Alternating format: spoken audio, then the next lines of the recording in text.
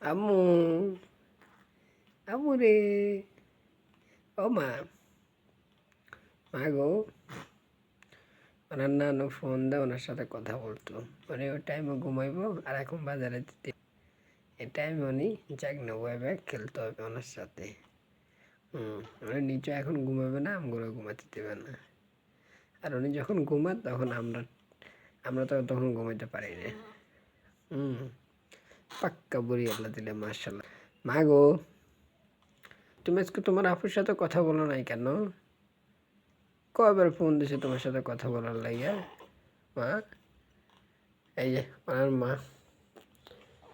মা 3 মাস ঘুমায় না। আর এদিকে আমার মাইয়া আমার লগে দুষ্টামি করে। আম্মু,